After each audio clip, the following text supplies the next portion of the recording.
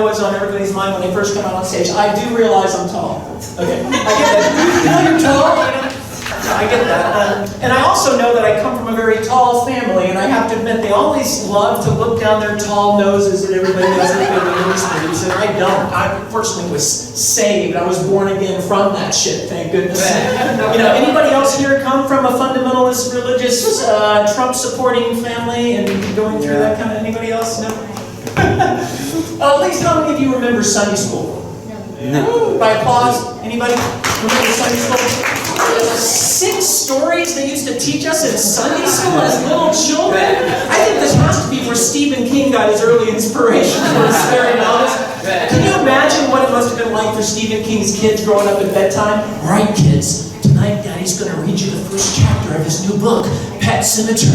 Daddy, does that mean our pet kitty's going to die? Of course, honey. Didn't they teach you that in Sunday school? God condemns him to hell because you were so bad.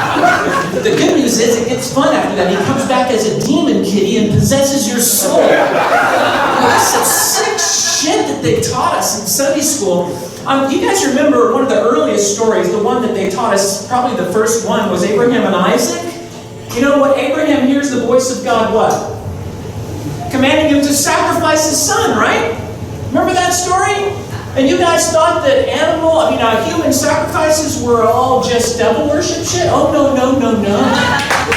No, it's the bedrock foundation of Judeo-Christianity, animal and human sacrifices. So now you can look at it a little differently now. But I want to tell you guys something about that story. The truth is it was mistranslated. If you're going to teach little children this bullshit, shouldn't you at least teach them the correct translation of the story of Abraham and Isaac? Yeah! So I'm going to hold in closing my own Sunday school class right here. How about that? Would you guys be okay with that? My own Sunday school class right here on stage right now. I'm going to teach you guys the true, correct translation of the story of Abraham and Isaac. Now, it's true. The truth is Abraham did hear, he believed he heard the voice of God commanding him to sacrifice his son. So he invites little Isaac to go for a walk to the top of the mountain. Now, what little boy doesn't want to go for a walk with his daddy, the one person in the whole world he knows is going to keep his ass safe, right? Had little Isaac had any idea what Abraham had in store for him, I'm sure he'd have been more like, no thanks, Dad, you knock yourself out, go up to the top of the mountain, fuck a sheep or two or whatever the fuck it is that you're doing there. I'm going to stay here and play World of Jewish Warcraft with my friends. But no, Isaac had no clue what was in store, so of course he took his daddy's hand, they walked to the top of the mountain, and what happens? It's true. Abraham grabbed little Isaac, his son, binds him with fucking cord, puts him on an altar of stone, and he's about to drive this big fucking knife. This is true, all right? So far, we're right. He's going to drive this big knife into his chest. Well, I got a question to ask at this point. Did the Jews really have this much trouble getting their children to fucking feed the camels? Right? They had to resort to this kind of terror, you know? So he's about to drive this big knife, and what happens? It's true, the angel of the Lord shows up at the last fucking second. Now, why was that? Because you got to understand these were Jewish Hollywood scriptwriters even back then. So they wanted to wait till maximum effect for the suspense. Angel grabs Abraham's hand and stops him, and Abraham is pissed off because he thinks this is the command of God. He says, "What the shipsta?" And he says, "I distinctly heard the voice of God commanding me to sacrifice my son." And the angel said, "Shut the fuck up, you devil old man. He wasn't telling you to sacrifice him. He was telling you to circumcise him. Clean the wax out, you devil." Thank you very much. I'm Connie Bryan.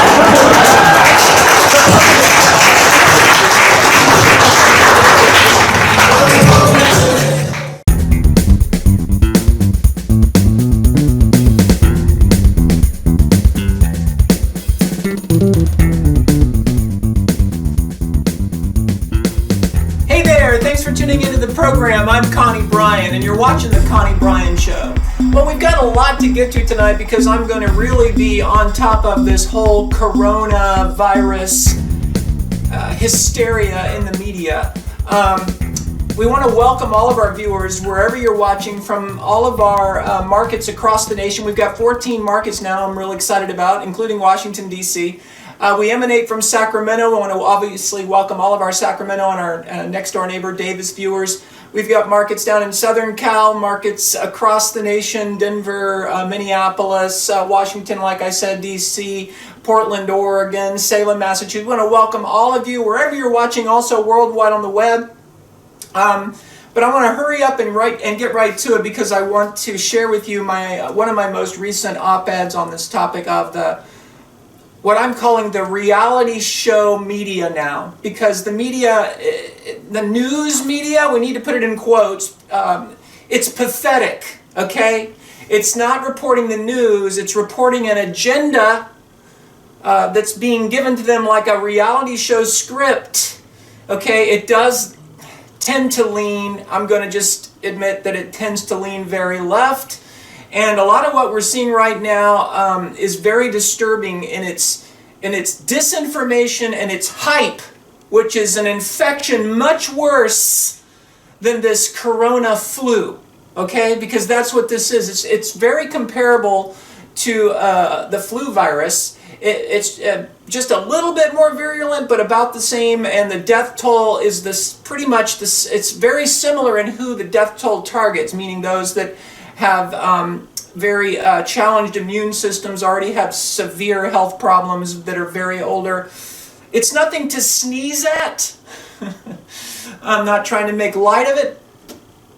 It's nothing to sneeze at, and we can call it a pandemic. True, because it is a new virus, but it's not the severe thing that the media is trying to make it out to be. All the medical experts, and I'm going to be putting this up, some examples up on screen throughout the show, some quotes to show you from the CDC, the World Health Organization.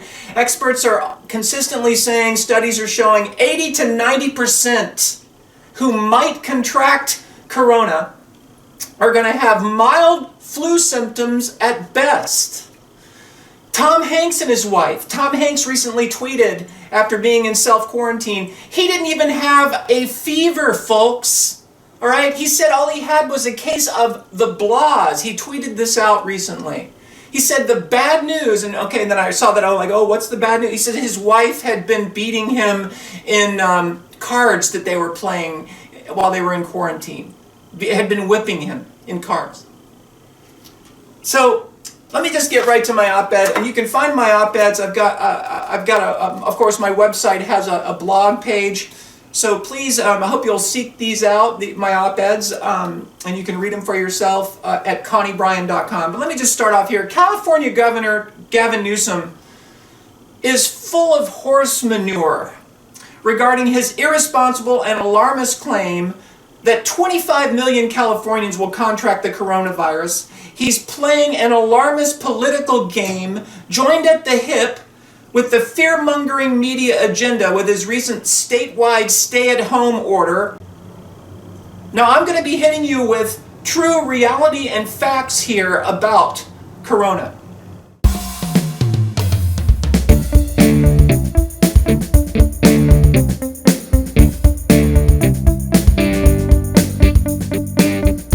It's very similar to the flu. It is a new virus, but its impact is very similar to the flu. As opposed to the media's newest reality show, Corona Survivor, that they're playing 24/7, shamefully. So if this brings any of you out there down with your fear high that you need satisfied, you just love that fear high, too bad, okay? Because I'm not going to satisfy that here. That's a bunch of BS. There's no reason to be fearful about all this. We don't shut the country down over something like that's going to be 80 to 90% of the people who might get it are going to have mild flu symptoms. We don't shut the country down. That's not what America is about. They start their coverage with their scary music and their pictures constantly running of medical checkpoints, people in moon suits, occupants of the cars opening their mouth to say, bah, bah, bah, like a sheep.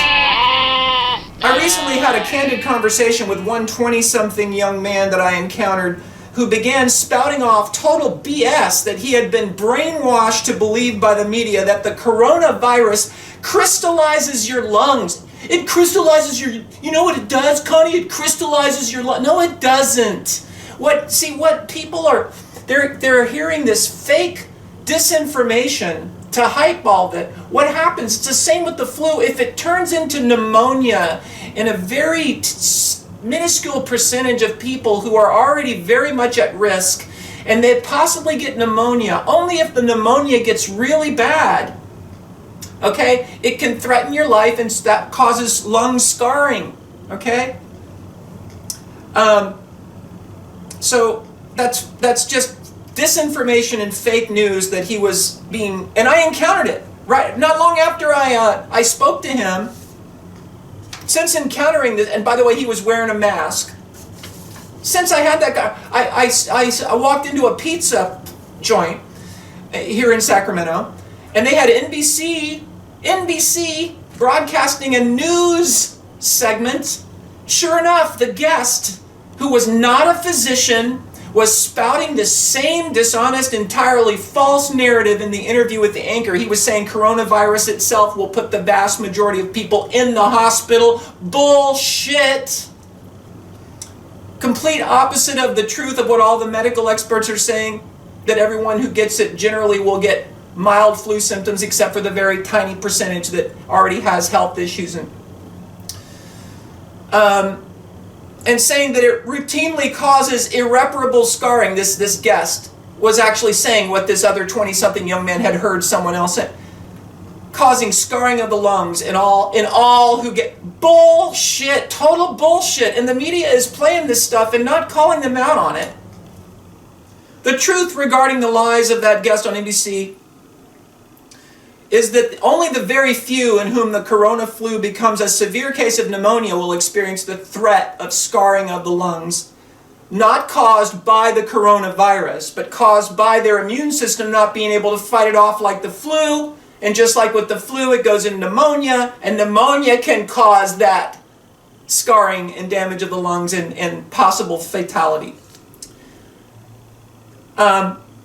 You're very unlikely to be infected with this virus. You might get the flu. At this point, likely not. I heard one stat was that 9 out of 10 people who were getting tested were coming up that they didn't have corona.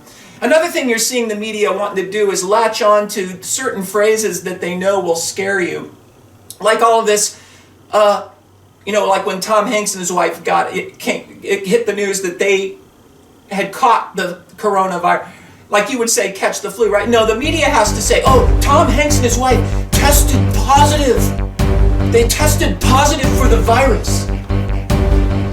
Oh, that's just really, really hyping it for hysteria and ratings. And then, of course, they didn't follow up to tell us how Tom Hanks was doing when he was just at home playing cards with his wife, having a case of the blahs. We heard about that when he tweeted it out, but the media doesn't stay on those kind of stories because that doesn't work for them building the ratings that they want to build by scaring the shit out of you. You gotta open your eyes, folks, and see this for what it is. It's a political agenda. As much as I know Trump needs to go, okay, this is a left-wing liberal agenda that makes us look bad when I'm a moderate liberal, okay? I'm not a flaming liberal. But it makes liberals look bad when this kind of hypocrisy and disinformation and fake news and hype is coming from our side. They're trying to see how much they can scare, manipulate, and control a nation that has become largely a bunch of scared babies. Many of you out there shamefully do see this for the fake hype that it is.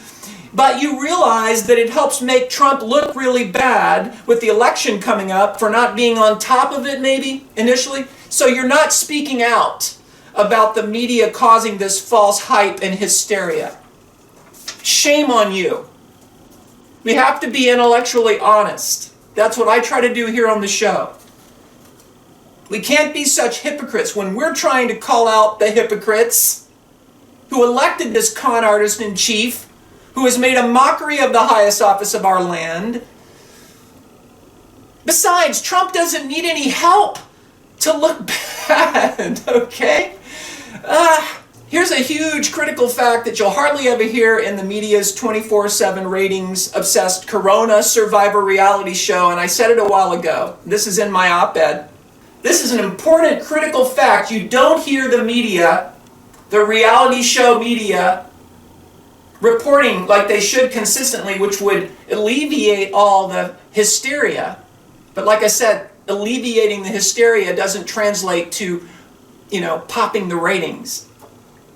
The fact is, 80 to 90% who get the coronavirus will have mild flu symptoms, not even harsh flu symptoms, and recover in a few weeks.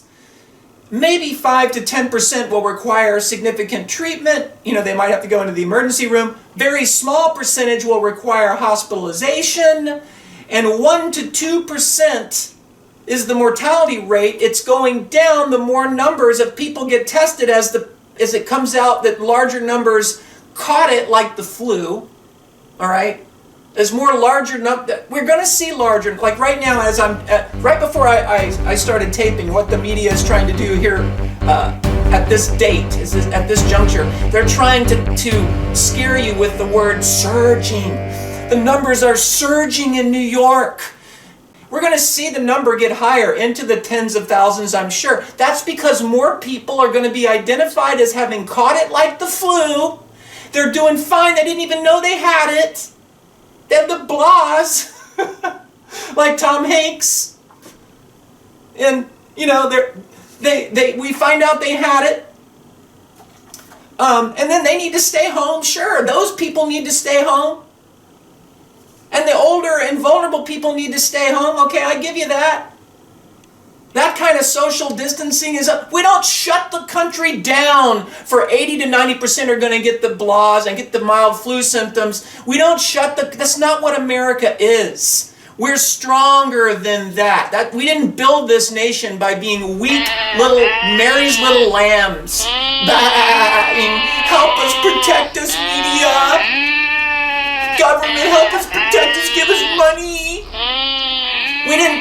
We didn't build this country by staying home because we're afraid of something that 80 to 90% of the people might get mild flu symptoms. This is bullshit, all right? Now, what I need to address before we run out of time is possibly the most disturbing aspect in all of this media hype. What we're starting to hear more and more in this reality show coverage of Corona is not just a bizarre encouragement of massive city lockdowns and forcible closures of community businesses, but more and more we are hearing the anchors of these so-called newscasts starting to refer to all of this lockdown and social distancing as our nation's new normal. I couldn't believe this the first time I saw it. This is not normal. None of this is normal. It's all very temporary.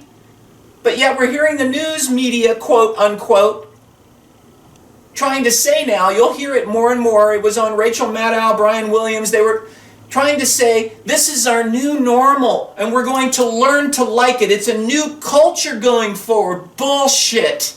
See, that's the agenda of the elite 1% that's behind this. You hear this term, I swear to God, I'm getting so tired of hearing about it, this social distancing. What we need is media distancing, okay? If we need the real distancing we need, I'm not saying we don't need a little bit of social distancing, normal flu precautions, normal kind of distancing you would do if we had a little bit higher of a risk with flu season. It's fine. Stay home if you're sick, okay? If you're older, if you're 65 and older, especially if you're over 80, if you have immune system issues, stay home. If you have somebody that lives here in your household who has who's trying to fight off things where their immune system is very challenged, of course you would take some more precaution. But everybody doesn't have to be forced to shut down their livelihood, lose their jobs, go on unemployment because of this. When 80 to 90%, all the experts are saying, are only going to have mild flu symptoms. Oh my God. So what we need is, we need media distancing. And it's gonna hopefully start dawning on most of you as we continue along with this. Donald Trump is now saying how here really soon we need to get the country back to work. I agree. I like to use this analogy. Donald Trump is like a broken clock, okay? Now, a broken clock, you look at it, you're not going to get the right time, except for when? Twice a day. Because if the clock breaks at midnight, all right, at 12, let's say the clock breaks at 12 midnight, all right, it's going to be right at 12 midnight, it's going to be right at 12 noon, if it's the hands of a clock. So I agree with Trump on a couple of things, all right, and this is one of them.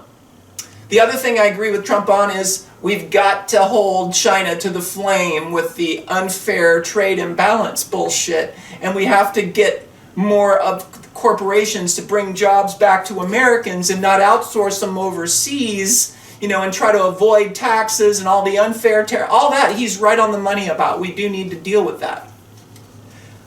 So that and this are the two things that I agree with him about. Still, that said, he's a lying criminal, con artist who's made a mockery of our highest office, the most corrupt person ever elected, the biggest liar we've ever seen in politics, career con artist, and he has to go. But he's right about this. This is not what America's about, shutting our businesses down over this. None of this is normal. It's not a new normal that Americans will learn to like. We're going to get back to work very quickly. Let's see here. I also was shocked to see Rachel Maddow recently start her show with a ludicrous comparison of corona to the HIV virus. I couldn't believe it when I saw it. She starts off her show telling everybody how she used to be this crusader for HIV and back 20 years ago and was an activist for the whole issue surrounding, and that's great. That's fantastic that she did that. But she had no reason to start off her show in the heat of all this hype. And I knew that was her purpose. I knew it. She started off for, like she likes to do, setting the stage, talking about how she was such a crusader for HIV and all, and getting more funding, to fight it. And sure enough, she tries to draw a parallel with that to something that is like another version of the flu that might be just a tad more virulent. You don't compare the coronavirus that's going to cause mild flu symptoms in 80 with something that's a blood-borne pathogen, people, where you have to be on, medication for the rest of your life to keep from dying from it. This is just unbelievable bullshit from this reality show media that we have now, masquerading as the news, and we've got to do something about this. America needs a news broadcast outlet that it can trust for facts and not hype and hysteria.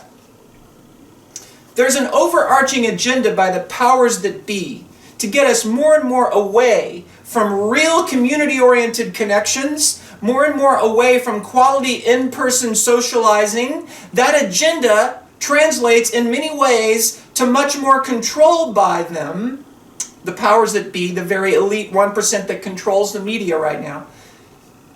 It's an agenda to make us less independent, have less independent thought in our society.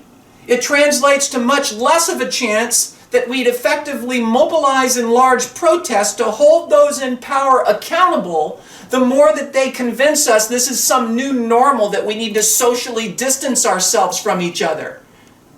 Okay? That equates to us,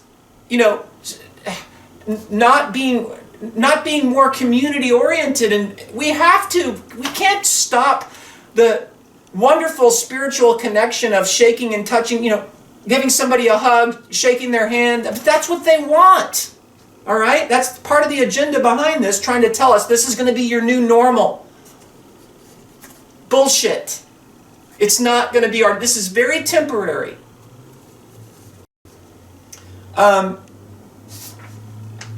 going to be talking hopefully more here in the near future about all this fear-mongering trend and how it relates to CEO Jeff Bezos and Amazon, the threat that they are to basic community small businesses, how we need to be more anti-monopoly minded, and more regulatory towards these companies like Amazon and Walmart because they have an agenda that is supported by all of this.